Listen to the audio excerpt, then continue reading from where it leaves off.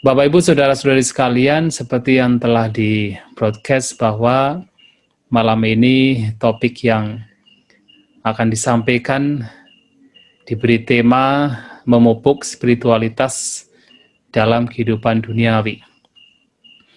Mengapa tema ini diberikan? Karena ada satu anggapan di kalangan umat Buddha, bahwasanya beberapa umat Buddha masih beranggapan bahwa kehidupan spiritualitas itu sangat mustahil, sangat tidak mungkin bagi seorang berumah tangga. Dengan alasan bahwa berumah tangga harus menjalani kehidupan yang begitu sibuk.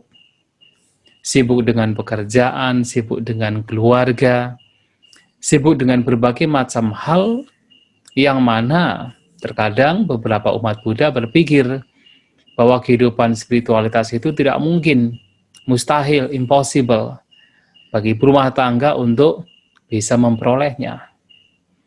Itulah kenapa malam hari ini, ya pagi di Toronto, kita bersama-sama untuk membahasnya. Nah, tentu anggapan yang demikian yang tadi telah saya sampaikan itu harus diluruskan, tidak benar. Walaupun seseorang hidup dalam kehidupan berumah tangga, bukan berarti seseorang tidak bisa mengembangkan spiritualitasnya.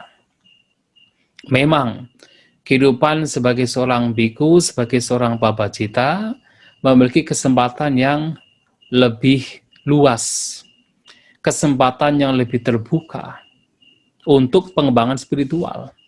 Tetapi bukan berarti seorang berumah tangga tidak bisa. Tidak demikian.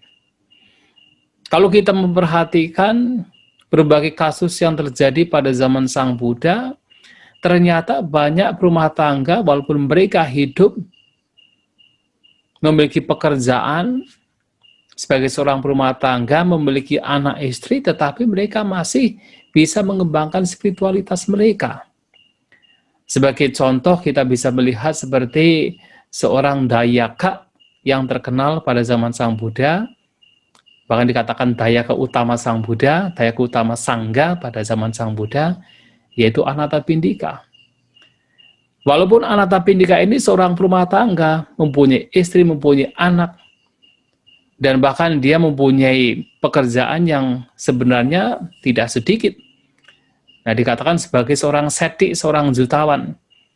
Ada yang mengatakan bahwa yaitu kalau zaman sekarang sebagai seorang banker yang memiliki bank. Ya, jadi memiliki semacam yaitu usaha simpan pinjam. Dan itu sangat kaya. Tetapi walaupun demikian ternyata Anathapindika ini tidak hanya sukses dalam kehidupan berumah tangga, tetapi juga dalam kehidupan spiritual. Karena dia dikatakan telah mampu melenyapkan 3 belenggu. Yaitu sehingga dikatakan sebagai seseorang yang telah memasuki arus, seorang Sotapanna, telah mematahkan 3 belenggu. Dan juga ada beberapa orang lainnya, yang salah satunya yaitu Bimbisara. Dan dia bukan sebagai seorang pedagang saja, tetapi malahan dia adalah sebagai seorang raja, raja besar. Kalau di India pada zaman Sang Buddha, ada dikatakan 16 kerajaan. Nah, dari 16 kerajaan di India ini, ada 4 kerajaan yang besar. Yang salah satunya adalah kerajaan Magadha. Nah, Magadha ini dipimpin oleh seorang raja bernama Raja Bimbisara.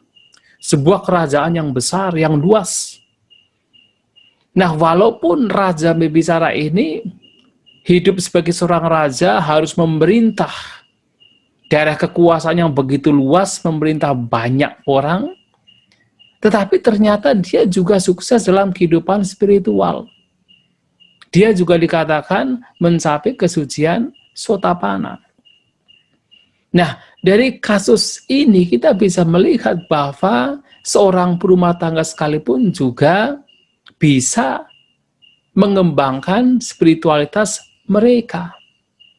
Jadi tidak hanya mereka yang meninggalkan kehidupan berumah tangga. Yang hidup dalam berumah tangga ini pun juga bisa mengembangkan spiritualitas mereka.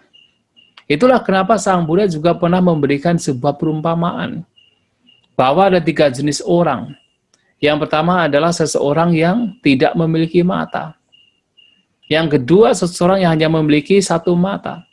Nah, yang ketiga ada seseorang yang memiliki 2 mata. Ya, dwe caku. Nah, seseorang yang tidak memiliki mata adalah seseorang yang baik dalam kehidupan ekonomi tidak sukses, dalam kehidupan spiritual juga tidak sukses. Artinya dalam kehidupan berumah tangga tidak sukses, dalam kehidupan spiritual juga tidak sukses. Itu orang yang tidak memiliki mata. Ada juga seseorang yang hanya memiliki mata 1. Yang dalam hal ini adalah seseorang, memang dia sukses dalam kehidupan berumah tangga dalam artian dia kaya, dia punya kekayaan harta benda yang melimpah. Tetapi dia tidak punya moral. Artinya dia tidak memiliki perkembangan spiritual. Dia sukses dalam kehidupan duniawi, tetapi dia tidak sukses dalam kehidupan spiritual. Itu artinya orang yang memiliki 1 mata. Tetapi kemudian Sang Buddha juga mengatakan ada orang-orang yang memiliki 2 mata. Diumpamakan seperti seseorang yang memiliki 2 mata, dwe caku.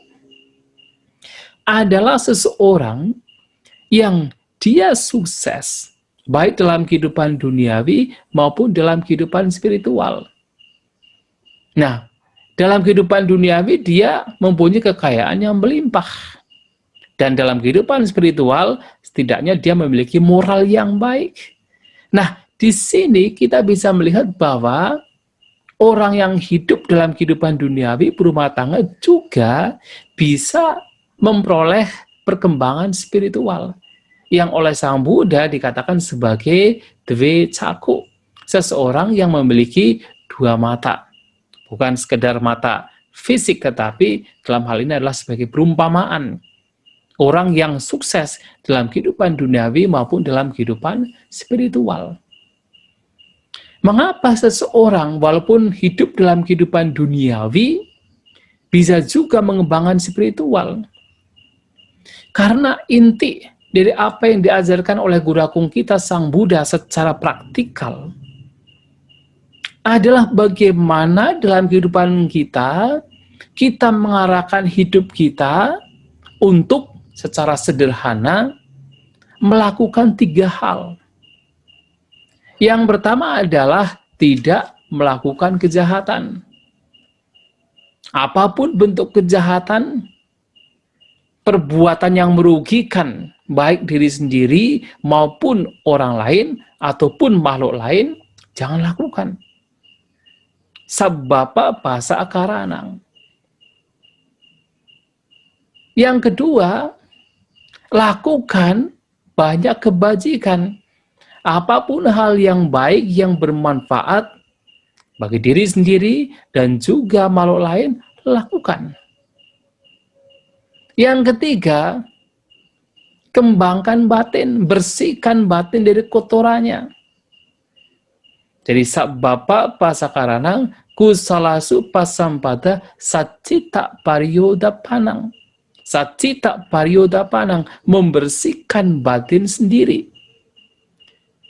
Nah, kalau 3 hal ini dilakukan, apapun cara hidupnya, itulah artinya seseorang mempraktekkan ajaran Sang Buddha. Apakah seorang berumah tangga yang hidup di dalam kehidupan berkeluarga, memiliki pekerjaan, harus berasosiasi dengan banyak orang, tidak bisa melakukan 3 hal ini? Sebenarnya bisa, asal ada tekad, ada niat untuk melakukan. Dalam kehidupan berumah tangga, kalau tidak melakukan kejahatan apapun, ketika itu diketahui sebagai sebuah kejahatan, dan itu tidak dilakukan, itulah praktek dhamma. Disitulah perkembangan spiritual juga akan diperoleh, akan berkembang. Kalau mengetahui bahwasanya apapun yang baik, yang bermanfaat, terhadap diri sendiri dan juga orang lain, dan itu dilakukan, itulah praktek dhamma. Dan seorang berumah tangga bisa melakukan. Dan memahami, mengerti bahwa setiap ada kotoran batin yang muncul mencengkeram batin, seseorang berusaha untuk melenyapkan, itulah praktek dhamma. Dan seorang berumah tangga apakah tidak bisa? Bisa, asal punya niat untuk melakukan. 3 hal ini. Selama dalam hidup melakukan 3 hal ini, apakah seseorang menjalankan kehidupan sebagai seorang berumah tangga, ataupun seorang babajita yang meninggalkan kehidupan berumah tangga, itulah yang disebut sebagai praktek dhamma. Di situ spiritualitas berkembang. Atau dengan kata lain, asalkan dalam hidup kita, kita senantiasa menjaga 3 pintu perbuatan kita. Menjaga ucapan kita, menjaga perbuatan jasmani kita, menjaga pikiran kita. Senantiasa mengucapkan kata-kata yang baik, yang bermanfaat, kata-kata yang dilandasi oleh cinta kasih, kata-kata yang mencerahkan, membawa kepada hal yang baik. Kalau itu dilakukan, itu praktek dhamma.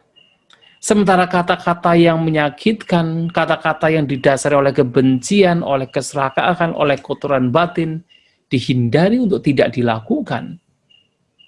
Itu adalah praktek dhamma. Senantiasa menjaga ucapan. Apakah seorang berumah tangga tidak bisa? Bisa. Karena setiap orang, setiap manusia mempunyai mulut, mempunyai ucapan. Artinya selama kita berucap dan kita menjaga ucapan kita, agar tidak berucap yang menyakitkan, yang tidak bermanfaat, itulah praktek dhamma. Berumah tangga, sekarang kita bisa melihat, ya apakah Anda berumah tangga, kami sebagai seorang babajita, berapa kali dalam satu hari kita berucap. Kalau kita mampu menjaga ucapan kita, senantiasa sadar terhadap ucapan kita ketika berucap dengan orang lain. Kita tahu ucapan kita baik, bermanfaat, tidak merugikan. Kita tahu ucapan kita tidak dilandasi kebencian oleh kotoran batin, kemudian kita berucap. Artinya kita sedang mempraktekkan dhamma, sedang memupuk spiritualitas kita. Demikian pula, kita senantiasa sadar menjaga perbuatan kita. Kalau perbuatan kita, setiap apapun perbuatan yang kita lakukan adalah perbuatan yang baik, yang bermanfaat, yang tidak merugikan. Kita tahu perbuatan kita tidak merugikan, baik diri sendiri maupun orang lain. Kita lakukan, Anda sebagai seorang berumah tangga, melakukan itu sadar dengan apapun perbuatan yang dilakukan, itulah praktek dhamma dan itulah cara mengembangkan spiritualitas. Demikian pula pikiran seperti yang tadi saya sampaikan, sacita pariyodhapanang.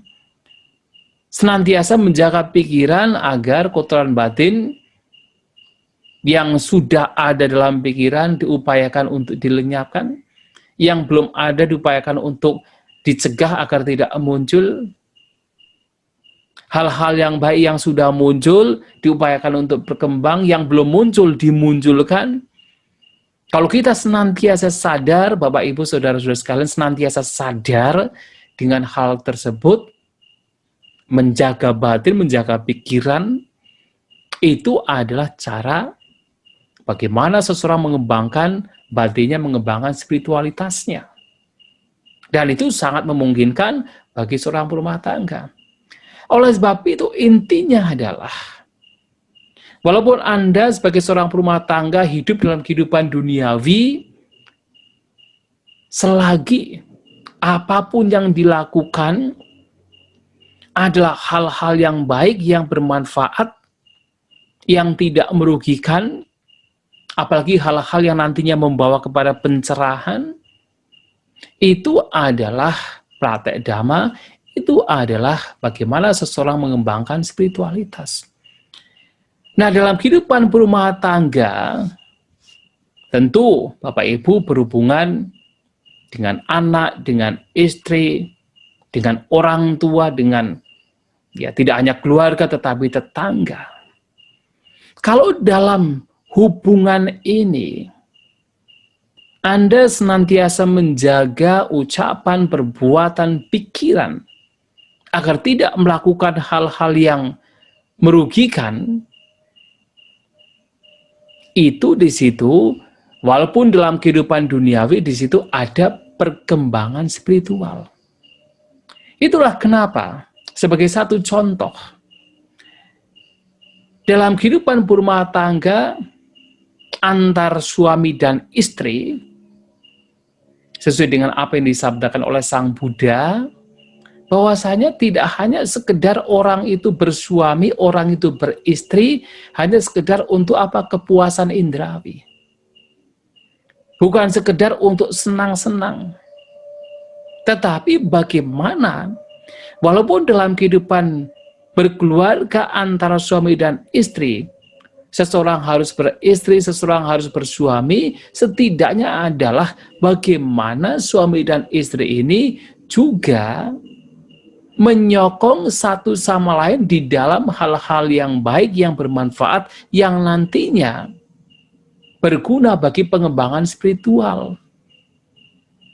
Oleh sebab itu, kenapa Sang Buddha menyatakan bahwa baik ketika seorang suami dan istri, keduanya memiliki 4 hal, yaitu memiliki sada, keyakinan, memiliki sila, moralitas, memiliki kedermawanan, caga, dan juga memiliki kebijaksanaan.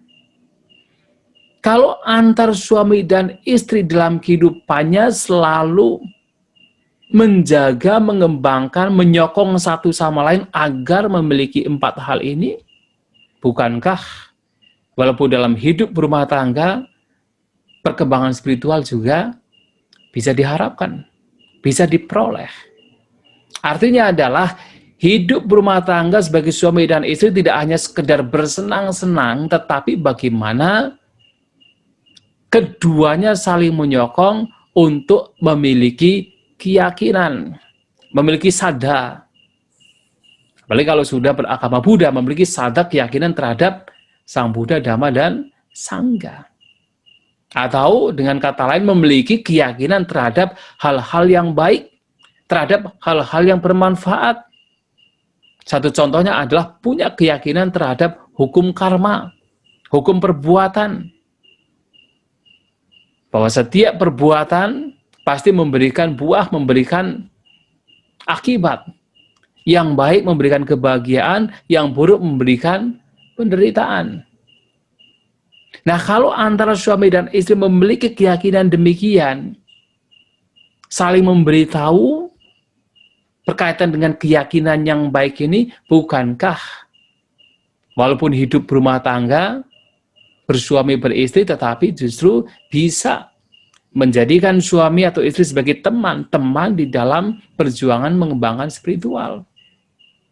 Kalau misalnya seorang suami belum punya keyakinan yang baik terhadap ajaran yang baik, tugas istrinya untuk memberitahukan, untuk mengajak, untuk mendorong, memotivasi suaminya untuk memiliki keyakinan.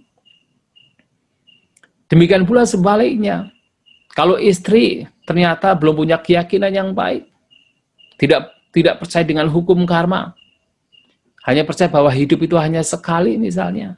Nah, tugas sebagai seorang suami memberitahukan kepada istri bahwa ada hukum karma, bahwa setiap perbuatan bisa memberikan buah. Kalau berbuat baik, kebahagiaan yang diperoleh, berbuat buruk, penderitaan yang diterima sebagai akibatnya. Nah, ketika suami dan istri saling menyokong, membantu dalam perkembangan keyakinan, bukankah kehidupan berumah tangga bisa menjadi ladang untuk memupuk spiritualitas? Demikian pula berkaitan dengan sila, moralitas. juga demikian. Tugas suami dan istri satu sama lain adalah bagaimana saling menyokong, saling mendukung agar suaminya memiliki moralitas yang baik, agar istrinya memiliki moralitas yang baik. Kalau misalnya suaminya masih suka membunuh, masih suka mancing misalnya, walaupun sudah mengaku beragama Buddha tapi masih suka membunuh misalnya. Nah, tentu tugas istrinya untuk memberitahukan suaminya untuk tidak membunuh, untuk menjaga moralitasnya, untuk tidak melakukan hal-hal yang merugikan. Demikian pula kalau misalnya istri masih suka melakukan hal-hal yang melanggar moralitas yang nantinya akan memberikan penderitaan, yang membawa duka penderitaan, tentu tugas suami adalah memberitahukan istrinya untuk tidak melakukan hal-hal yang buruk, memberitahukan istrinya untuk menjaga nilai-nilai moralitas. Bukankah kalau melakukan hal tersebut artinya kehidupan berumah tangga menjadi ladang untuk perkembangan spiritual? Demikian pula kedermawanan caga juga sama. Bagaimana suami dan istri saling menjaga, saling mendukung, saling menyokong, memotivasi satu sama lain untuk mengembangkan kedermawanan dalam batin. Kalau suami masih mempunyai kekikiran, masih pelit, masih tidak suka memberi, hanya mengumpulkan dan mengumpulkan tapi sulit untuk melepas. Nah, kalau istri sudah mempunyai kedermawanan, ya istri punya tugas untuk memotivasi suaminya untuk memiliki kedermawanan. Demikian pula sebaliknya, tugas suami terhadap istri juga sama, memotivasi istrinya untuk memiliki kedermawanan. Nah, kalau misalnya keduanya tidak punya kedermawanan, ya saling memotivasi juga. Kalau sudah mengenal ajaran Buddha, memahami mana yang baik, mana yang buruk, wah kedermawanan itu baik, kekikiran itu buruk. Nah, tentu tugas suami dan istri untuk mengembangkan, memunculkan yang belum ada, artinya memunculkan kedermawanan yang belum ada, dimunculkan. Saling menyokong, saling membantu, saling menyemangati. Nah, kehidupan seperti ini, walaupun berumah tangga, tetapi di situ ada perkembangan spiritualitas. Tidak hanya sekedar bersenang-senang, tidak hanya sekedar beristri bersuami karena cinta saja. Tetapi bagaimana juga dalam kehidupan yang demikian, satu sama lain saling menyokong dalam hal yang baik. Demikian pula berkaitan dengan kebijaksanaan, juga sama. Saling memberitahu, saling menyokong antar suami dan istri untuk mengetahui, memahami, ini baik, ini buruk. Ini tidak bermanfaat, ini merugikan. Ini dicela, ini dipuji, ini sesuatu yang nantinya membawa kepada penderitaan di masa mendatang, ini yang nantinya membawa kebahagiaan di masa mendatang. Nah, saling memberitahu antara satu sama lainnya berkaitan dengan kebijaksanaan, itu juga bagian dari bagaimana kehidupan berkeluarga, kehidupan duniawi bisa menjadi ladang bagi mereka dalam perkembangan spiritualitas. Menjadikan suami ataupun istri sebagai kalyanamita, sebagai teman yang baik dalam perkembangan spiritualitas. Nah, belum lagi ladang untuk melakukan kebajikan, untuk mengembangkan spiritual, juga tidak hanya antar suami dan istri, tapi juga antar anak dengan orang tua. Sebenarnya kalau seseorang sebagai anak misalnya, kemudian betul-betul melakukan tugasnya dengan baik untuk orang tua, menyokong orang tua, menjaga orang tua, melakukan pekerjaan yang dikerjakan oleh orang tua, menjaga tradisi yang baik yang telah dipraktekkan oleh orang tua, Nah, melakukan yang terbaik untuk orang tua, bukankah ini adalah bagian dari hal perbuatan yang membawa kepada perkembangan spiritual? Itulah kenapa di dalam Manggala Sutta, seperti yang tadi saya sampaikan, bahwasanya salah satu hal yang membawa kepada berkah utama, Manggala Utamang, ya, berkah utama, itu adalah menyokong orang tua, mata pitu upadanang, menyokong ibu dan ayah, itu dikatakan sebagai berkah utama. Nah, oleh sebab itu sebenarnya dalam kehidupan berumah tangga ini, asal seseorang mampu untuk melakukan yang terbaik, suami terhadap istri, istri terhadap suami, anak terhadap orang tua terhadap anak. Mungkin kalau misalnya di rumah ada pembantu, ya sebagai pemilik rumah dengan pembantu, sebagai pembantu dengan pemilik rumah misalnya, melakukan yang terbaik itu adalah bagaimana dalam kehidupan duniawi pun perkembangan spiritual itu bisa terjadi, bisa diharapkan. Dan tidak hanya berkaitan dengan hubungan antar satu orang dengan lainnya.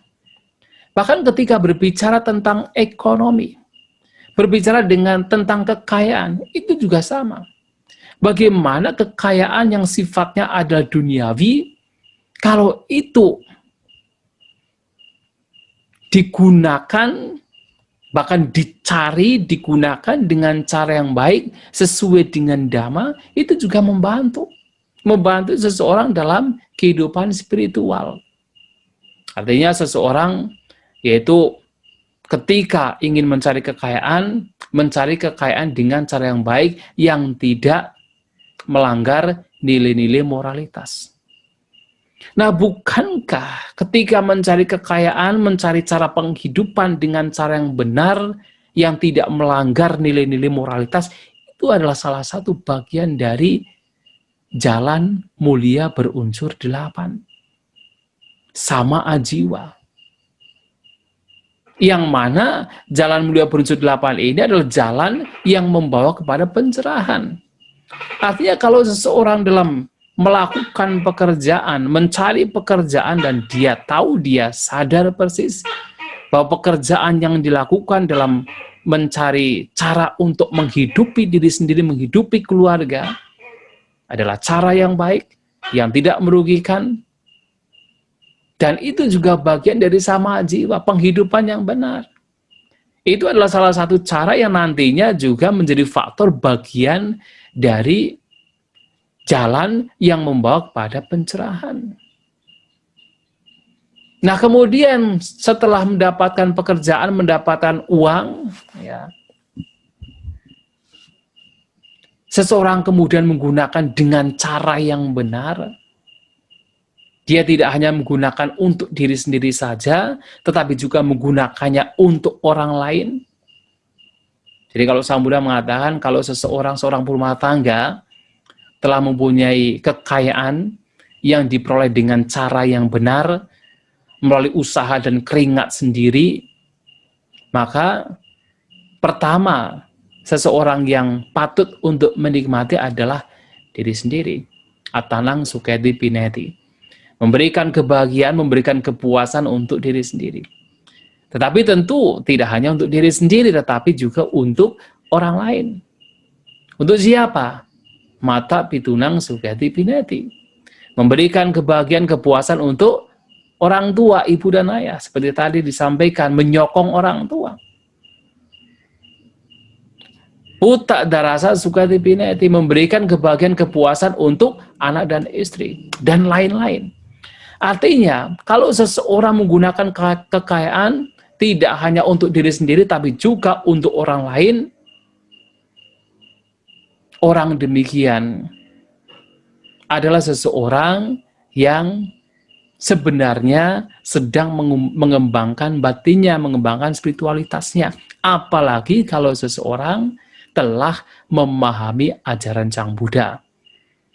Yang mana ajaran Sang Buddha ini sekali lagi adalah ajaran yang mengantarkan, yang membawa seseorang untuk bagaimana dalam setiap tindakan, ucapan, dan perbuatan, baik jasmani maupun pikiran, adalah untuk pelenyapan kotoran batin. Kemudian seseorang tahu mengapa harus berdana, mengapa harus menyokong orang tua, mengapa harus menyokong anak istri, mengapa harus menggunakan kekayaan tidak hanya untuk diri sendiri, tapi juga untuk orang lain. Itu semua adalah demi apa? Demi memperindah, mempercantik batin. Nah, ini penting. Sang Buddha pernah mengatakan demikian, bahwa ada beberapa motivasi mengapa seseorang berdana. Nah, salah satu motivasi yang paling dipuji oleh Guru Agung kita Sang Buddha ketika seseorang berdana adalah cita langkara, cita parikara. Adalah untuk menghiasi batin, untuk mempercantik batin, memperindah batin. Dan ternyata berdana demi memperindah, mempercantik batin bisa mengantarkan seseorang pada pencapaian anagami. Nah, ini menarik sekali. Artinya apa? Artinya bahwa kalau kita berbicara tentang berdana, terutama berdana materi, kan itu identik dengan berumah tangga.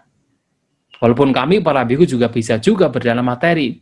Kita berpindah patah, kemudian kita juga berdana pada para biku lainnya. Tetapi berdana materi ini biasanya identik dengan para biku, identik dengan para berumah tangga. Yang mana berdana demi memperindah, mempercantik batin, itu bisa membawa kepada pencapaian anagami.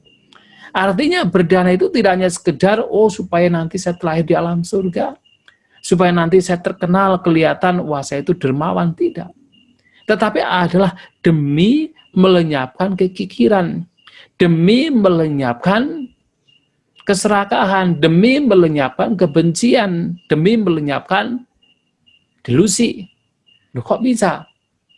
Mungkin seseorang berpikir, wah kalau berdana itu kan kalau demi melenyapkan keserakahan itu masuk akal, karena memang ya kedermawanan adalah lawan dari keserakahan. Orang yang serakah itu kikir, tapi orang yang tidak serakah adalah orang yang suka memberi.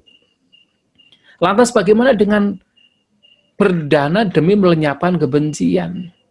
Ya tentu, kalau seseorang berdana atas dasar keinginan agar orang lain mendapatkan manfaat, agar orang lain terbebas dari duka penderitaan, bukankah pada waktu itu kebencian juga terkikis?